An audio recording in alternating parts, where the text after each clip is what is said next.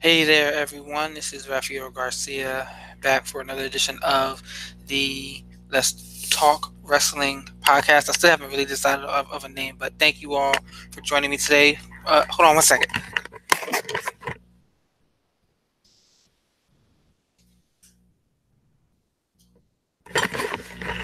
Sorry about that. We had a quick technical issue I had to fix.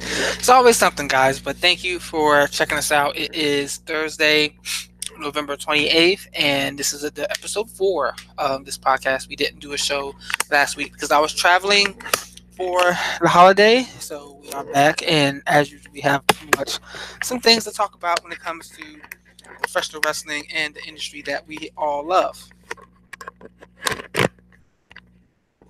Man, sorry about that. Again, this is just one thing after another.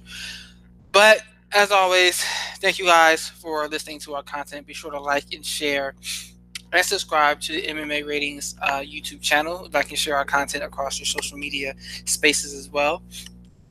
We appreciate the support. We're trying to grow this channel, grow this show, and also grow our weekly Thursday show where we talk about mixed martial arts and combat sports as a whole. That'll be back tomorrow because we also did do a show last week because of the holiday. So with that in mind, let's go ahead and jump into it. I got a little bit to talk about. And I want to apologize in advance because I'm fighting getting under the weather, so I'm drinking some tea, hoping to push this back as much as I possibly can. But yeah, we've got quite a bit to talk about because it seems like everyone is focusing on how bad Monday Night Raw was on Monday.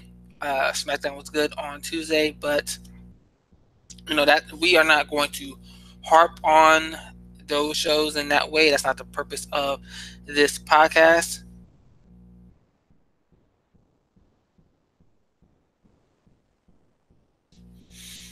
And that is not the purpose of this podcast. So we're not going to harp too much on those shows themselves. But instead, I want to kind of talk about something that ties into Monday, but also ties into a lot of things that we're seeing across pro wrestling as a whole, especially WWE content. And that is the importance of stakes in these matches and in these storylines. So when we have this conversation, the first aspect of it is kind of to define what exactly do we mean by stakes. Well, I'm not talking about the tougher than a $2 steak like good old JR used to say back in the day. Not that type of steak, but instead I'm talking about the prevalence of purpose. Why do we care, for lack of a better term? Why do we care every time these men and women step into the ring and have these matches? There has to be a reason that we care about who wins, who lost, who loses, or what else occurs. There has to be a reason. And right now, in much of what the WWE is putting out there doesn't really seem to be much of a reason. There seems to be something. There seems to be a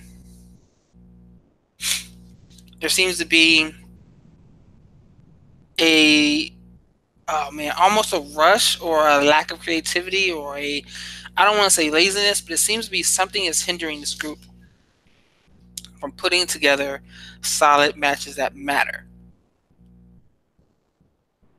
And when I say matter, we're going to go into some of the matches that had some of the biggest stakes that I remember in a minute, but it's almost as if we're getting the same thing week in and week out. We got Finn Balor versus Baron Corbin again. We got the same thing with Bobby Lashley, Elias, and that whole group. We got the same thing with the Lucha House Party. It's like, well, when do these matches begin to matter? And this doesn't mean that the WWE can't do it, because we see it in NXT. I mean, I'm going to look back to the match with Gargano and Johnny Gargano and Andre Almas earlier this year, where if Gargano lost, he had to leave NXT permanently. While that storyline, played out differently, and he ended up coming back. That match had stakes, and it made it seem that much more interesting from start to finish. It was probably one of the better matches of the year. Almost all the best matches from WWE this year would be from NXT, but that's neither here nor there. But that match had stakes that gave it a reason. It gave us as viewers, as fans, a reason to watch. I get it. Everyone wants to see a great 5-star match. They want to see innovative moves. They want to see fast pace. They want to see good storytelling within the ring. Everyone wants to see that. But a part of this is the importance of the reason. And it doesn't always have to be a title. There are many matches that have occurred that have had important stakes that didn't involve a belt going around someone's waist. And with they have 5 hours of content on network television with Raw, SmackDown. 3 more hours of content. I don't know what the main event comes on, but 3 more hours of content with on the network, and multiple other streams of content that they present to their fans. But the WWE is having a hard time finding out how to put stakes in front of people every single time. I'm gonna take a step back. I don't even remember when Survivor Series was, but let's talk about that as an example. Here we have a yearly pay-per-view, an event that was considered one of the big 4 pay-per-views of the year: Survivor Series, Royal Rumble, SummerSlam, and WrestleMania. And it's come and gone as if nothing mattered. The only thing that mattered in some way, shape, or form was Charlotte beating down Ronda Rousey, and it's almost as if that only matters on SmackDown because they're not even talking about it on Raw. But Survivor Series is billed as the one time SmackDown and Raw go head-to-head every year. We know that that's not true. It's stupid, but still. Raw comes out and wins 6-1. You can say that they won 6-0, but did that pre-show match count it in my book? But nothing comes from that. Shane even said that, I think he sent out a tweet about how things didn't go how he wanted them to, and something needs to change. Well, if this is prolonged storytelling, maybe something will come. Maybe the payoff will come down the line. But right now, it seems like nothing is going to occur. They got swept, but Raw didn't get anything for their victory. Imagine a situation where there was a stipulation on the total number of matches won or the main event, where whichever side wins gets the first 3 draft picks at the start of the new year. Or something along the lines where if a champion lost their title against their respective brand opponent, then that belt becomes vacant and it sets off another series of events on SmackDown or Raw. Those type of stakes immediately makes Survivor Series more interesting, and it creates intrigue around that match. But that's neither here nor there because it doesn't happen. This event comes and goes, and there's no point in remembering what occurred. That's what's occurring a lot in professional wrestling content today, WWE content, because you don't have to watch Raw every week to jump back in and be caught right back up. You don't, because nothing really matters anymore on the shows. And when nothing matters, it makes it easier to miss it week after week. People can flip on, especially now with Monday Night Football picking up, where we're past the halfway point of the season. That's more than enough reason for a lot of people to stop tuning in. And it almost seems like the WWE is kind of phoning it in and taking these L's week after week because they're just not doing anything to create any intrigue around these matches. So Why is that though? It's not, I guess, as I said, it's not because WWE creative can't get the job done.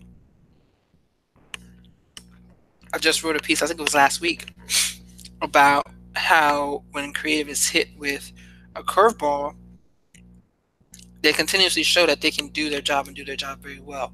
I mean, look at the way they booked that Charlotte Flair beatdown of Ronda Rousey at Survivor Series when they had to pull Becky out of the match. That right there, I don't want to say saved that situation, but that right there was amazing, and it caught everyone's attention. So they show that they can do their job and do their job well when curveballs come, but on a regular week basis, something's stopping them from being creative. It's something's literally stopping WWE creative from being creative. When we talk about stakes, there's two matches that are a prime example of events that have stakes and show you, and they're probably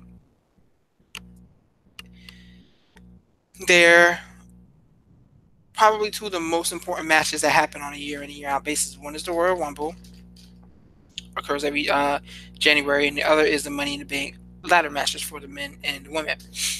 We know more often than not that the person who wins the Rumble and the person who wins the Money in the Bank briefcase are going to find themselves inserted into the main event picture. It's a one-way ticket to main event WrestleMania, not main event WrestleMania, but get a title shot at Mania, and more often than not, you win that Money in the Bank briefcase, you're going to become champion at some point in time. Those matches have stakes. That's why it's that much more important and captivating to see who's in it and who wins. Every year, you wonder who's going to be in the Money in the Bank, who's going to win the briefcase, who's going to be in the Rumble, who's going to be the last entrant, who's going to be the first entrant, etc., etc., etc. Those matches have stakes and they mean something, which makes it that much more important. So, why is it that we can't get that type of storytelling week in and week out? And this doesn't need to be, it doesn't need to be massive. It can be small things that just keep us engaged. Let's look at Ruby Riott and Natty Neidhart right now. What they've been doing. No title on the line. Neither woman is champion. Neither woman is considered the number one contender for the belt. But the storyline of Riott consistently antagonizing Natalya to the point where she broke her father's shades creates a point of storytelling around that makes it more interesting. They had their one-on-one match recently where Natalya won, but the story didn't end there because we just saw the Riott Squad attack Natalya again this past Monday. So as that situation continues to occur, you have to wonder what's the payoff? What's going to happen in it? I don't know. Are we going to see a Natalya heel turn on Ronda at some point? Are we going to see something else go down? I'm not sure. I'm not really here for it. Not really spending the brain power kind of trying to figure it out. I'm just enjoying the ride because I'm fans of both Natalya and Ruby, and I do get more interested when I see them involved in each other, because this storyline that has stakes, that has some type of purpose behind it, it not only elevates Ruby and allows Natalya as a veteran to kind of get her some shine, but it also elevates Sarah Logan and Liv Morgan because of their association with Ruby as a part of the Riott Squad. That right there are some examples of some stakes. Rey Mysterio and Randy Orton, again, stakes are. I'm hoping where they're going to go shows some stakes. Do I think that they're going to go into a match where the mask is on the line? I don't think so, because the mask is a big part of Rey Mysterio's value to the WWE as a merch item. So I doubt they ever take it from him. We know he wrestled in WCW without the mask for a little while, but the idea of that, putting that mask on the line in an eventual match against Randy Orton, I'm here for that. I will sit down and I'll watch that. because it adds value to what these two guys are already doing. They're already doing great things. They're already out there doing the work as putting on great matches, but that would create an additional layer to it. That would make it more intriguing to watch. So I'm definitely here for that, and I'm a fan. But sadly, there are many people who are not getting the opportunity to be involved in storylines that have stakes. Look at Sasha Banks and Bayley. What are they fighting for? I mean, people are pushing for the women's tag team titles to be created, which I would be a fan of. I think that would be pretty awesome. And it creates an opportunity for them to continue their narrative that they started back years ago. But we don't see that happening.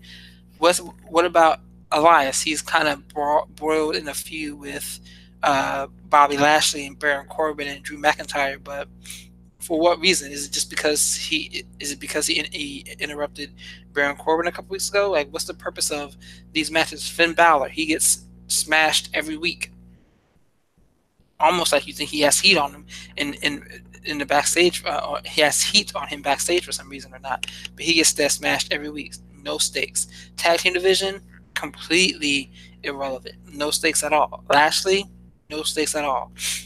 There's so many different situations where there's clearly nothing of value going on with, I would say, probably 80% of the roster week in and week out. And that's pretty disturbing because they have so much content that they put on television every week. And you mean to tell me we can't get decent storylines day in and day out? Think about the moments of the big matches that we remember from the Attitude Era and beyond.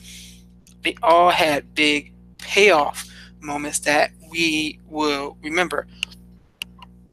For example,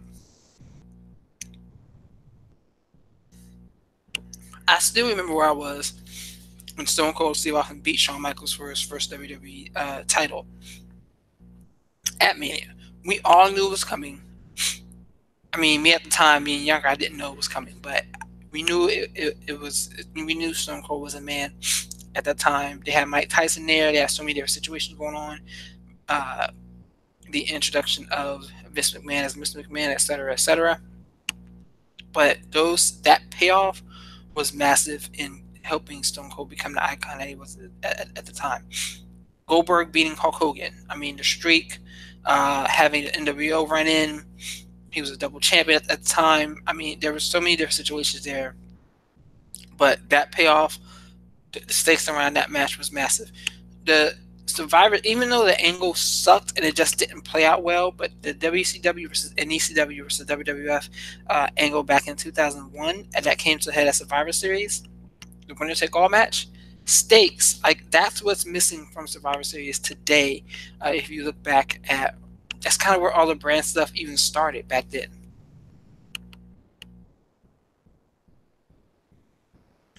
The feud that we wanted to see for so long, it had stakes at the end, even though it kind of fizzled out. One of my all-time favorites, one that you don't really kind of hear about too often, but Rey Mysterio versus Eddie Guerrero, where the custody of Dominic was on the line. I mean, it was probably I don't want to say ridiculous stakes that was put there, but it was something else.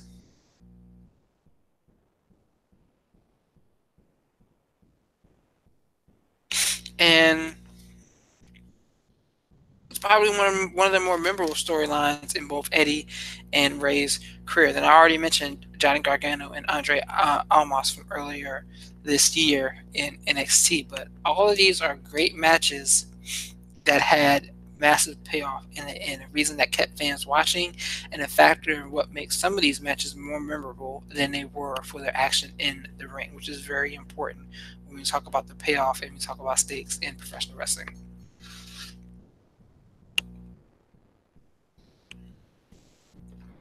And I'm not going to say that stakes fix everything, because take AJ Styles and Samoa Joe fighting for the WWE title, or AJ Styles and Nakamura fighting for the WWE title. those were good matches. I feel like those men can give us better matches, but the title was on the line in those matches, but it didn't feel like it did. Nothing felt special about those pairings. Even the first one between Nakamura and Styles, where WWE kind of botched it by not making any reference to their matches back in New Japan, or with Samoa Joe and AJ Styles. They took the narrative of his family getting involved, but they didn't really take it far enough. There was an opportunity there to create some stakes and make things more engaging, but it's like, why do I care to see these individuals go at it again? Why do I care to see these matches happen once again? Well, it doesn't seem like we should, and in the end, at the end of the day, we usually don't, because win, lose, or draw, we're going to see it again, and we're going to see it again, and we're going to see it again. Monday, Seth Rollins gets everyone excited because they announced the IC title Open Challenge was coming back. I was traveling back from Honduras on Monday, and I was like, "Fuck! I need to figure out a way that I can watch Raw, because this is going to be big." I thought it was going to be Velveteen Dream. I thought it was going to be Ciampa. I thought it was going to be. I mean, you had guys like Mustafa Ali tweeting at him. You had so many people tweeting at. We had Ricochet tweeting at. Like, they could have gone so many different ways to get some excitement on different guys. But what did we get? We get Dolph Ziggler. And no knock on Dolph, especially no knock on Dolph and Seth going at it, because they always put on great matches. But I was listening to I think Wrestling Inc. this morning, or maybe Sean Rossap was talking about it. This is the 21st time this year that they've gone against each other. That's the 17th that's been on television in some shape or form. So if we look at it on a weekly basis, something along like 21st time on TV that they've gone against each other in some shape or form. So look at that. That's almost half of the year that these two guys were in matches against each other. So, and it's just like this again. It makes you not care, and it makes that match missable. You can pass it because you've already seen it so many different times, and you know Dolph isn't going over again. At that point, we had that surprise title change earlier in the year, but we know that it's not happening again. We know that it's not going that route again. There was a woman content creator who she does live reactions every week on Monday Night Raw. Her reaction was hilarious. She just basically like screams out no, and I think she turned off her television. But today she was talking about how she's just not going to do live reactions for Raw anymore, whether or not if she makes money or not. She's just not doing it, because after Monday, she felt like her time was being wasted, and that's exactly what a lot of people are feeling like when they're given the same thing over and over again without any type of stakes behind them.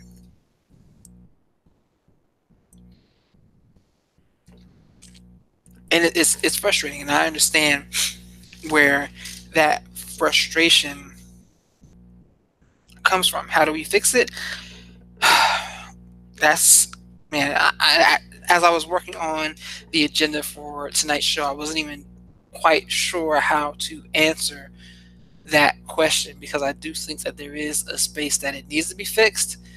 But man, how, when you are frequently showing that there's no interest to put together proper storytelling? That's really where it all begins. We know that the roster is going to deliver in the ring. We know that they're going to deliver between the ropes, but the writers and the people with the veto power and the ability to make final decisions, they just kind of need to get out the way. What Triple H is doing down at NXT, what he's doing down at 205 Live, that's working. But what we see occurring on the main roster just is not getting it done. They need to just kind of get out their way and let these guys be creative. Let them be the people that they are paid to be. I have a good friend who was a former WWE writer, and I will be bringing him on the show at some point later on this year, maybe next year. And we're going to talk about these types of things. I'm really interested in seeing and listening to see what this process is really like, and what it is to be a writer for WWE, because it's a situation where, I mean, it almost seems like they are doing this to push back against the public's outcry for better content. The WWE is the king of the hill in professional wrestling. They are the biggest organization in the industry, whether you want to believe it or not. And without any true opposition, they can put together content that's just piss poor, and people are going to come back and watch week in and week out. We see that. I do it. You do it. I mean, we come back, we watch the content, we watch the network, we give them our $10. We go to listen to podcasts about people talking about WWE. So they know they are the big fish in the room. I was looking at their YouTube channel. They have 37 million subscribers to their YouTube channel. That is bonkers. And I'm sure their reach is much, much, much further than that. But we're not getting the type of content that we deserve as fans. Does that mean that we should stop watching? Potentially. I mean, I don't think anybody would. I'm not going to. I know that. But it's just something that's